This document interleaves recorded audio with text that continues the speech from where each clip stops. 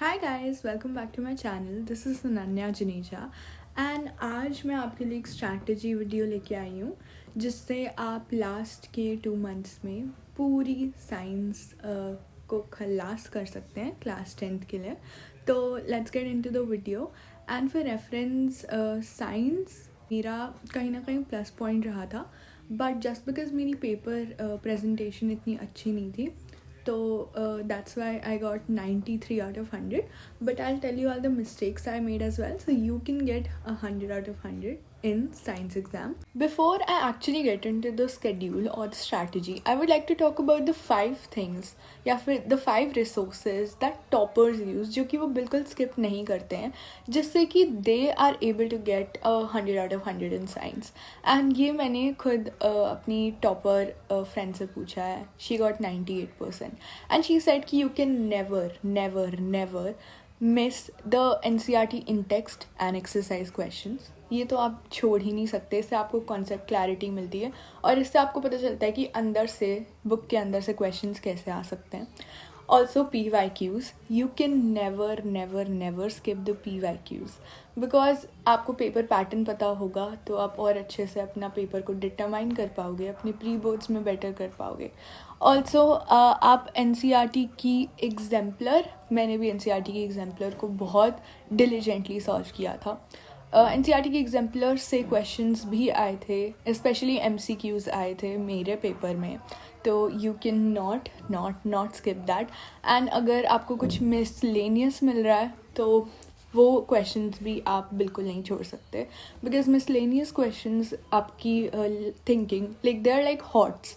तो higher order thinking skills check करते हैं, तो वो आपको हेल्प करते हैं टैकल करने के लिए कि जो बोर्ड एग्ज़ाम का पेपर होता है 70% तो मान ही लो कि हर बच्चे को वो कर सकते हैं. ठीक है, 70% of the paper is solvable by most of the children. हमें जो सेट अपार्ट करता है वो 30 या 20% करता है, बिकॉज हर बच्चा उसी में ही अटकता है. That 30-20% determines your board result.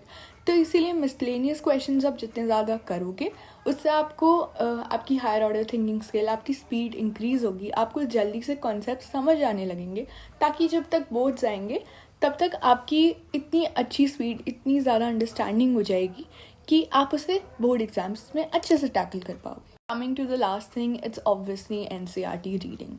NCERT reading बहुत ज़्यादा ज़रूरी होती है एंड बहुत सारे क्वेश्चंस अंदर की लाइन से आते हैं और हम थोड़ा हम जैसे वो लाइन स्किप कर देते हैं, उनमें ही क्वेश्चंस छुपे होते हैं और वो हमें हिट नहीं होते हैं. तो NCERT रीडिंग इज़ इम्पॉर्टेंट. हम उसे थोड़ा अब अंडरमाइन करने लगे हैं, जैसे कॉम्पिटेंसी बेस्ड क्वेश्चंस आते हैं, बट द ट्रूथ इज़ कि कॉम्पिटेंसी बेस्ड क्वेश्चंस भी कहीं ना कहीं हमारी NCERT से आते हैं. बिलीव मी, मैंने 10th के एग्ज़ाम्स भी दे रखे हैं, 12th के भी, so I know, you can trust me. Also जब आप PYQ सॉल्व कर रहे होगे तो वो PYQs को अगर आप सैम्पल पेपर्स के रूप में सॉल्व करोगे तो that is a very better approach. And आप अपने आंसर्स पहले नहीं देख के बाद में, आफ्टर यू सॉल्व इट, तब देखोगे तो आपके लिए और बेनिफिशियल होगा. This was just small tip. Now I will start by telling you the schedule और द स्ट्रैटेजी. गाइज, बेसिकली हम जो अपने चैप्टर्स हैं उनको 4 पार्ट्स में डिवाइड करेंगे. ठीक है, difficult, moderately difficult, medium, uneasy. ठीक है, अब मैं मान के चल रही हूँ कि 6 चैप्टर्स आपके हैं जो डिफ़िकल्ट हैं. ठीक है, 2 चैप्टर्स आपके हैं जो मॉडरेटली डिफ़िकल्ट हैं. ठीक है, 3 चैप्टर्स आपके हैं जो मीडियम हैं और 2 चैप्टर्स हैं वो आपके ईजी हैं. अब आपको एक खुद से बाइफिकेट करना है, बट मैं आपको एग्जांपल दे देती हूँ. मैंने ऐसे ही बनाया आपका माइंड में रख के कि 6 चैप्टर्स जो डिफ़िकल्ट हैं ही हैं. मोस्टली दे आर, आप पे भी डिपेंड कर सकता है कि आपको फिज़िक्स ज़्यादा डिफ़िकल्ट लगती है, बायोलॉजी या केमिस्ट्री, तो इसलिए मैं आपको प्रॉपर नहीं बता रही, बट स्टिल जैसे कार्बन एंड इट्स कंपाउंड्स है, ये डिफ़िकल्ट चैप्टर है और ये लॉन्ग चैप्टर है और ये इंपॉर्टेंट चैप्टर है. ठीक है, लाइफ प्रोसेसेस मान लो. ठीक है, तो ये डिफ़िकल्ट चैप्टर है.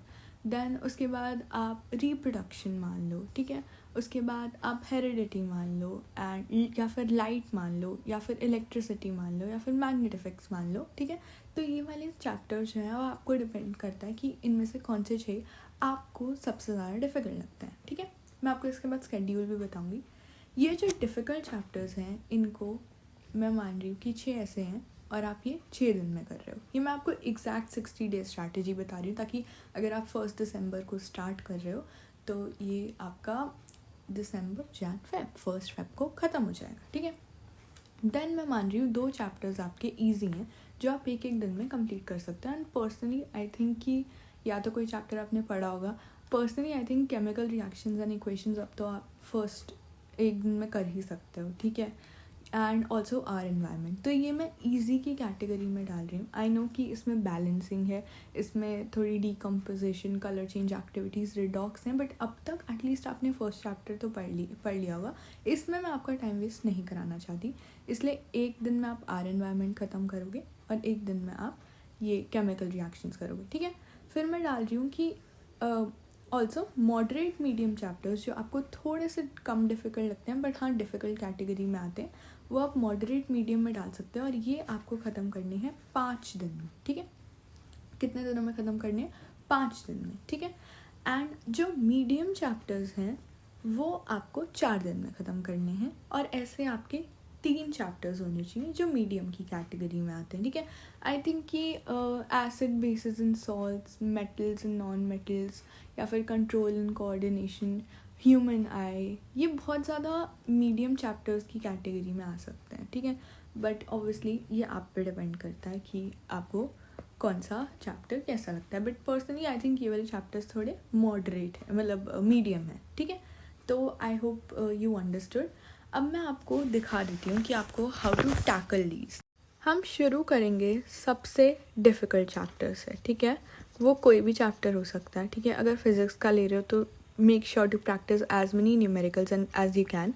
एंड हम शुरू करेंगे, हम सबसे पहले हम या तो NCERT की देख लेंगे या फिर वन शॉट देख लेंगे, ठीक है। या फिर NCERT और वन शॉट एक साथ देखना है तो एक चैनल है CBSE कुछ वीडियोस करके, मैं अभी साथ साथ डाल भी दूँगी, उसके NCERT वीडियोस देख लेंगे साइंस के लिए, ठीक है। वेरी वेरी हेल्पफुल वो चैनल है, उसमें वो साथ साथ इन टेक्स्ट क्वेश्चंस भी करा देते हैं, ठीक है। और बहुत सारे PYQs भी कवर हो जाते हैं, तो मैं साइड बाय साइड वो लिंक डाल दूँगी। सबसे पहले हम करेंगे डिफ़िकल्ट, फिर हम करेंगे ईजी चैप्टर, ठीक है। डिफ़िकल्ट 6 दिन में कंप्लीट करना है, ईजी हमने 1 दिन में कंप्लीट करना है, ठीक है। फिर हमें थोड़ा सा ब्रेक चाहिए होगा डिफ़िकल्ट से पहले, तो हम एक कोई भी मीडियम चैप्टर कर लेंगे, 3 में से कोई भी मीडियम चैप्टर 4 दिन में, ठीक है। फिर हम फिर से उठाएंगे डिफ़िकल्ट, ठीक है। डिफ़िकल्ट चैप्टर उठाएंगे फिर से 6 दिन में। जैसे सपोजिटली आपने सबसे पहले कर लिया इलेक्ट्रिसिटी, ठीक है। अब आपको लगा ठीक है मैंने ये फिज़िक्स कर लिया, अब मैं बायो उठाऊँगा, तो आपने यहाँ पे लाइफ प्रोसेसेस कर लिया, ठीक है। फिर ये डिफ़िकल्ट हो गया, फिर हम थोड़ा मॉडरेट मीडियम उठाएंगे, ठीक है, हमें जो थोड़ा सा मॉडरेट लगता है। अगर तो आपको अलग अलग चैप्टर्स डिफ़िकल्ट लगते हैं ना, जैसे फ़िज़िक्स, फिर एक चैप्टर फ़िज़िक्स का उठा लो, फिर यहाँ फिर से डिफ़िकल्ट आए तो एक चैप्टर, अगर आपको वही चैप्टर्स डिफ़िकल्ट लगते हैं तो एक बार आप फिज़िक्स उठा लो, फिर आप बायो उठा लो, फिर आप केमिस्ट्री उठा लेना। वरना ऐसा नहीं है तो फिर जैसे यहाँ पे फिर से हमने लाइट का चैप्टर कर दिया क्योंकि वो बहुत बड़ा चैप्टर है, it's a very important chapter, वहाँ से बहुत न्यूमेरिकल्स आते हैं, डिफ़िकल्ट भी आते हैं, उसमें इतने सारे फॉर्मूलाज हैं, mirror formula, lens formula, power of lens, सारे रे डायग्राम्स, वो बहुत अच्छे से 6 दिन में निपटा देना, ठीक है। तो उसके बाद हम वापस से मीडियम करेंगे चैप्टर, फिर हम फिर से डिफ़िकल्ट उठा लेंगे जो भी आपको उठाना है, ठीक है। फिर हम फिर से लास्ट में अभी इजी उठाएंगे। देन अब ये ना हमारा थोड़ा वो वाला टाइम आ जाएगा जब भाई हमें थोड़ी मेहनत एक्स्ट्रा करनी पड़ेगी, तो यहाँ हमें डिफ़िकल्ट, मॉडरेटली मिड, मतलब मॉडरेटली डिफ़िकल्ट चैप्टर और डिफ़िकल्ट चैप्टर फिर से उठाने हैं।